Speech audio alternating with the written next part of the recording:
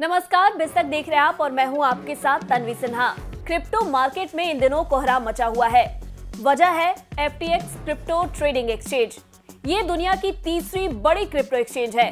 इस एक्सचेंज में निवेशकों के लाखों करोड़ रुपए लगे हुए हैं, लेकिन अब ये एक्सचेंज कंगाल हो गई है और दिवालिया प्रक्रिया में चली गई है। दिवालिया होते ही निवेशकों के करोड़ों रुपए की रकम डूबने की कगार पर पहुंच गई है। 2 दिन पहले ही FTX के कंगाल होने की खबरें मीडिया में आई थी। FTX एक्सचेंज FTT के नाम से क्रिप्टो टोकन भी चलाती है।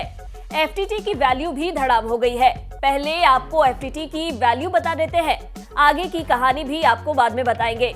6 नवंबर को FTT की वैल्यू $25 के करीब थी, जो 11 नवंबर को गिरकर $2 के करीब आ गई। यानी एक हफ्ते में निवेशकों की 90% रकम डूब गई। FTX के कंगाल होने का असर दूसरी क्रिप्टो करेंसीज पर भी पड़ा है। बिटकॉइन, इथेरियम जैसी क्रिप्टो करेंसी भी इस क्रैश की चपेट में आ गई है। पिछले 5 दिन में बिटकॉइन का भाव 19% टूटकर $16,880 पर आ गया है।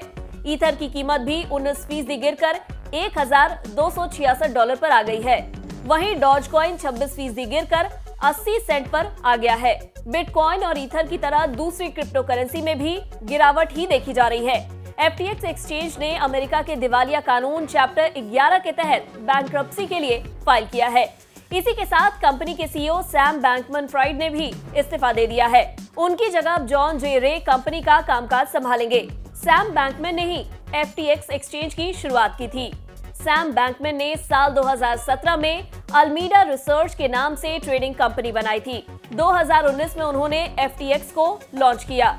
इसके बाद उनका एक्सचेंज सफलता के झंडे गाड़ने लगा। क्रिप्टो डेरिवेटिव्स की खरीद फरोख्त में FTX दुनिया का दिग्गज एक्सचेंज बन गया। 2022 की शुरुआत में FTX की वैल्यूएशन $40 अरब पर पहुंच गई।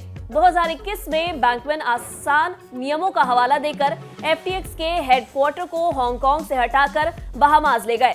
हालांकि 2022 में कई ऐसी खबरें आई कि अल्मीडा और FTX पूंजी की किल्लत से जूझ रहे हैं। फिर खबर आई कि बाइनेंस इस एक्सचेंज को खरीद लेगा, लेकिन जब भारी बिकवाली शुरू हुई तो बाइनेंस ने इस सौदे से हाथ पीछे खींच लिए। अब FTX कंगाल हो गया है और शायद इसमें पैसे लगाने वाले निवेशकों का हाल भी कुछ ऐसा ही होने वाला है। FTX के कंगाल होने के बाद निवेशकों की रकम की वापसी की उम्मीद न के बराबर ही है। FTX के दिवालिया होने के बाद फिर से क्रिप्टो करेंसी कारोबार पर सवाल खड़े होने शुरू हो गए हैं। दुनिया भर की सरकारों के सख्त रुख के चलते इस कारोबार की मुश्किल और बढ़ गई है। भारत में भी क्रिप्टो का भविष्य ना के बराबर ही लगता है, क्योंकि RBI ने डिजिटल करेंसी के पायलट प्रोजेक्ट लॉन्च कर दिए हैं और भारत में डिजिटल करेंसी चलन में भी आ जाएगी। ऐसे ही माना जा रहा है कि क्रिप्टो करेंसी कारोबार राम भरोसे ही है। अगर आपको हमारे इस वीडियो में दी गई जानकारी पसंद आई हो तो इसे लाइक और शेयर करना ना भूलें। साथ ही बिजनेस जगत की खबरों से अपडेटेड रहने के लिए बने रहे हमारे साथ और देखते रहे बिज तक।